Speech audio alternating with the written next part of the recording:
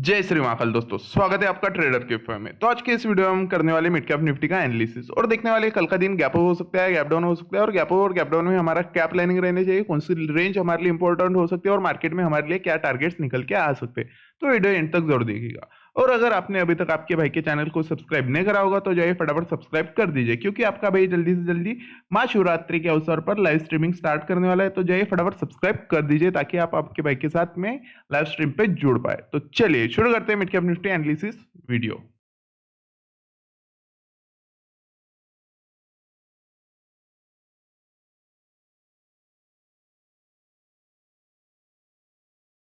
तो आज का दिन अगर आप मिड कैप में देखोगे तो मार्केट क्या किया, मार्केट कहीं ना कहीं हमें गैप अप लेता हुआ नजर आया था। मार्केट ओपन कहाँ पे हुआ था, 10,980 इस रेंज के पास में मार्केट ओपन हुआ था। ओपन होने के बाद क्या हुआ, मार्केट में शार्प फॉल आ गया डाउन साइड में।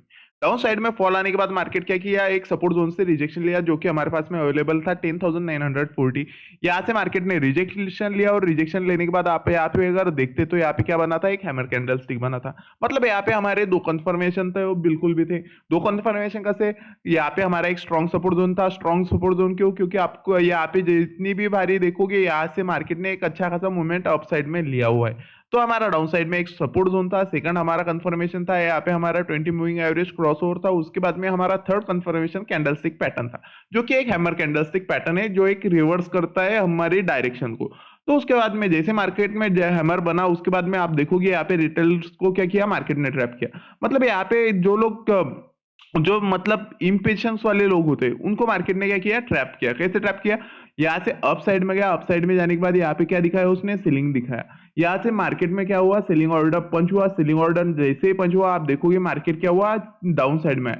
डाउन साइड में कहाँ पे आया, फिर से हमारे सपोर्ट जोन के पास में आया जो कि था 10,940। इस रेंज पे आने के बाद मार्केट क्या किया, जैसे ही यहाँ पे सपोर्ट लिया उसके बाद तुरंत क्या करता हुआ नजर आया, हमें घूमता हुआ नजर आया। मतलब यहाँ पे क्लियर कट मार्केट ने क्या कर दिया था, रिटेलर्स को ट्रैप कर दिया था। और मैं आपको हर बार क्यों बोलता हूँ कि आपको एनालिसिस 50 मिनट टाइम फ्रेम पर करना चाहिए और एंट्री एग्जिट आपको 5 मिनट टाइम फ्रेम पर लेना चाहिए। यही उसका रीजन होता है, क्योंकि 50 मिनट टाइम फ्रेम थोड़ी क्लियर होती है, वो हमें थोड़ी क्लियरिटी देती है मार्केट में ट्रेड लेने की। अगर आप इतना सारा पेशेंस लेकर बैठोगे तो मैं आपको लिख के देता हूँ, अगर फिलहाल आप 10 लॉस कर रहे होगे, मतलब ओवर ट्रेड कर रहे होगे, तो 50 मिनट टाइम फ्रेम आपके 10 में से 5 ट्रेड कर देगी।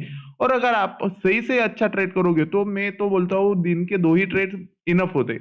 एक तो पहला लॉस, दूसरा लॉस, मार्केट से आप निकल जाओ। एक तो पहला प्रॉफिट, दूसरा प्रॉफिट, निकल जाओ। ज्यादा देर तक आप अगर बैठोगे तो लास्ट तक आप लॉस में ही रहोगे।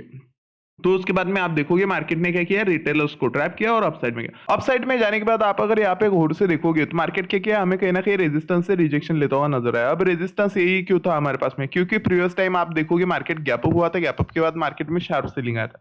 सेलिंग आने के बाद मार्केट कंसोलिडेट कहाँ पे किया था, 10,980 इस रेंज पे मार्केट ने क्या किया था, कंसोलिडेशन किया था। उसके बाद में रैली उसने कंटिन्यू करा था। मतलब यहाँ पे क्या था, एक सेलिंग एरिया था, ये हमको पता था कि यहाँ पे सेलिंग एरिया है, ठीक है। रिटेलर्स को यहाँ पे पता था बिल्कुल भी नहीं। रिटेलर्स क्या करा होगा मैं आपको यहाँ पे एक्सप्लेन कर देता हूँ। मार्केट ने जैसे उनका फर्स्ट एसएल खाया उसके बाद में मार्केट क्या किया, इस रेंज को उसको ब्रेकआउट करता हुआ नजर आया।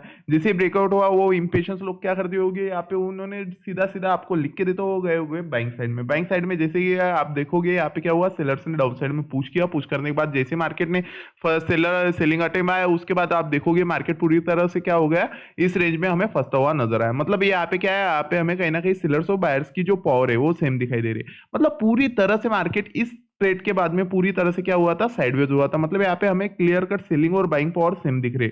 आप प्रीवियस डे अगर गौर से देखोगे तो मार्केट ने क्या किया था, इस रेंज से हमें कहीं ना कहीं अपसाइड में पुश करता हुआ नजर आया था 11,020 तक। मतलब इस रेजिस्टेंस जोन तक मार्केट पुश करता हुआ नजर आया था। जैसे ही बायर्स ने यहाँ तक पुश किया आप देखोगे यहाँ से कितना स्ट्रॉन्ग रिजेक्ट यहाँ से सेलर्स लोग ने कर दिया। मतलब यहाँ पे हमें क्या देखने को मिला था, 11,020 का एक स्ट्रॉन्ग रेजिस्टेंस एरिया। जैसे मार्केट यहाँ पे टच किया था वही से हमें रिजेक्ट होकर मार्केट कहीं ना कहीं डाउन साइड में क्लोज करता हुआ नजर आया था 10,960। और सेम कैंडल ने सपोर्ट कहां से लिया था, 10,940। मतलब आज का दिन क्या हुआ, मार्केट कहीं ना कहीं हमें इसी रेंज में फंसता हुआ नजर आया। अब अगर कल के दिन की बात करें तो कल का दिन मुझे लग रहा है कि मार्केट कहीं ना कहीं पॉजिटिव ओपन हो सकता है, ठीक है। पॉजिटिव ओपन हो सकता है क्योंकि ये रेंज क्या है, एक बाइंग रेंज है। अगर मार्केट कल का दिन पॉजिटिव ओपन होता है तो हमारे लिए सबसे इंपॉर्टेंट रेंज कौन सा बनने वाला है, तो मेरे हिसाब से सबसे इंपॉर्टेंट रेंज मेरे लिए तो बनने वाला है 11,020। अगर मार्केट इस रेंज के ऊपर यहाँ पे कहीं पे ओपन होता है और मुझे यहाँ पे ओपन होते ही डाउन साइड में आकर यही से रिजेक्शन लेता हुआ मार्केट मिलता है और यहाँ पे मेरा सेटअप अगर बाइंग साइड में बनता है तो डेफिनेटली मैं बाइंग में जाना पसंद करूंगा और मेरा फर्स्ट टारगेट मार्केट में बन सकता है 11,080। ये मेरा फर्स्ट टारगेट बन सकता है। बट अगर मार्केट यहाँ पे ओपन होने के बाद फिर से इस रेंज में एंटर हो रहा है जो कि होगा 11,020, इस रेंज में फिर से एंटर हो रहा है और अच्छा खासा क्लोज करता हुआ नजर आ रहा है, तो उसके बाद में मुझे तो बिल्कुल सोचने नहीं वाला हूँ, सीधा सीधा सेलिंग साइड में जाने वाला हूँ। उसका रीजन सेम रहने वाला है, जैसे मार्केट यहाँ पे ओपन हुआ था और डाउन साइड में क्लोज किया था और यहाँ पे कंसोलिडेट हुआ था, उसके बाद आप देख ही पा रहे हो मार्केट में क्या होता है, एक अच्छा खासा फॉल में आता हुआ नजर आया था। तो फिलहाल जैसे ही मार्केट गैप अप के बाद फिर से 11,020 में एंटर होगा, उसके बाद में मैं सोचूंगा नहीं, सीधा सीधा सेलिंग साइड में जाऊंगा और मेरा फर्स्ट टारगेट कहीं ना कहीं बन सकता है 10,940। अगर 10,940 मार्केट ब्रेक कर देता है तो डाउन साइड में मेरा सेकंड टारगेट बन सकता है मार्केट में 10,868। ये दो टारगेट मेरे डाउन साइड में बन सकते हैं अगर गैप अप के बाद मार्केट फिर से रेजिस्टेंस में एंटर होता है। और गैप अप के बाद अगर मार्केट रैली स्टार्ट कर देता है तो मेरा फर्स्ट टारगेट अपसाइड में बन सकता है 11,080 और सेकंड टारगेट 11,113। ये मेरे दो टारगेट अपसाइड में बन सकते हैं क्योंकि 11,113 क्या है, मार्केट का ऑल टाइम हाई। तो ये दो टारगेट मेरे अपसाइड में बन सकते हैं और डाउन साइड के मैंने बता दिया। अब बात करते हैं गैप डाउन की। गैप डाउन में हमारे क्या प्लानिंग रहनी चाहिए, तो मेरे हिसाब से अगर मार्केट गैप डाउन हमें इस रेंज में करता हुआ नजर आता है तो हमें यहाँ पे सेलिंग साइड से बचना चाहिए। क्यों बचना चाहिए, क्योंकि ये प्योर बाइंग रेंज है। ये क्या है, प्योर बाइंग रेंज है। यहाँ से क्या होते हैं, बायर्स अग्रेसिव होते हैं। तो अगर मार्केट यहाँ पे ओपन हो रहा है और यहाँ से सीधा सीधा डाउन साइड में आता है तो यहाँ से मैं बिल्कुल भी सेलिंग साइड में नहीं जाने वाला हूँ। मैं यहाँ पे कंप्लीट 15 मिनट कैंडल देखूंगा क्या करेगी। अगर 15 मिनट कैंडल मेरे को रिजेक्शन लेती हुई सपोर्ट से मिलती है तो उसके बाद में मैं फ्रेश बाइंग का ट्राई करूंगा। बट अगर मुझे 15 मिनट कैंडल एक स्ट्रॉन्ग रेड बार दिखती है इस रेंज में एंटर होती हुई, ये येलो एरिया है इसके अंदर अगर एंटर होती हुई मुझे दिखती है तो उसके बाद में मैं ट्रेड नहीं करूंगा।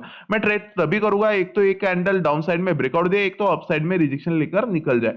तो अप साइड में अगर जाएगी तो मैं कॉल साइड में जाना वाला हूं, अगर मार्केट में वो डाउन साइड में जाती है मतलब इस रेजिस्टेंस जोन के नीचे जाती है तो मैं सेलिंग साइड में जाने वाला हूँ। सेलिंग साइड में जाने वाला हूँ तो सेलिंग साइड में मेरा टारगेट क्या बन सकता है, तो सेलिंग साइड में मेरा कहीं ना कहीं टारगेट बन सकता है डाउन साइड में 10,867। ये मेरा टारगेट बन सकता है, ठीक है, डाउन साइड में अगर मार्केट गैप डाउन इस रेंज में था। और अगर मान लीजिए गैप डाउन हमें इस रेंज में होता हुआ नजर आता है, कहाँ पे 10,920, इस रेंज में अगर गैप डाउन होता हुआ नजर आता है तो यहाँ पे हमें थोड़ा बचना चाहिए। क्यों बचना चाहिए मैं आपको एक्सप्लेन कर देता हूँ।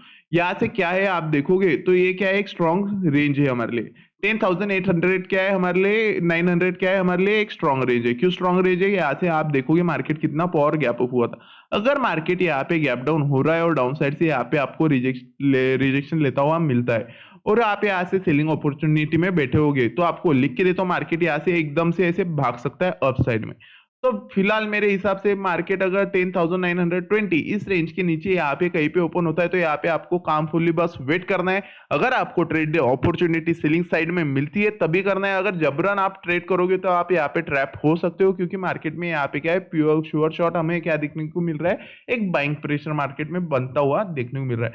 तो जब तक मार्केट इस रेंज को डाउन साइड में ब्रेकआउट नहीं करता जो कि होगी 10,900, इस रेंज को मार्केट जब तक डाउन साइड में ब्रेकआउट नहीं करता तब तक आपको सेलिंग साइड में नहीं जाना है मेरे हिसाब से। अगर मार्केट यहाँ से अप गैप डाउन होने के बाद इस रेजिस्टेंस जोन से आपको रिजेक्ट होता हुआ नजर आता है तो हाँ आप सेलिंग साइड में जा सकते हो। बट अगर मार्केट फर्स्ट कैंडल यहाँ पे रिजेक्ट लेकर अप साइड में क्लोज कर रही है तो और उसके बाद आप सेलिंग साइड में जाने के लिए सोच रहे हो तो मैं आपको लिख के देता हूँ यहाँ पे आपका एसएल हिट होने के 80% चांस होने वाले और मार्केट हो सकता है कि यही से एक बिग बार कैंडल अप साइड में फिर से घुसा जाए जो कि रेंज होगा 10,940। तो आपके लिए सबसे बचने वाला रेंज बनने वाले कल के दिन के लिए 10,900, ये आपके लिए बहुत इंपॉर्टेंट रेंज बनने वाले। यहाँ पे आपको बस बाइंग अपॉर्चुनिटी मेरे हिसाब से ढूंढना चाहिए, सेलिंग के लिए आपको वेट करना चाहिए जब तक 10,900 ब्रेक नहीं होता। अगर आपको आपके भाई की वीडियोस पसंद आ रही होगी तो लाइक करिए, शेयर करिए और सब्सक्राइब करिए। जय श्री महाकाल।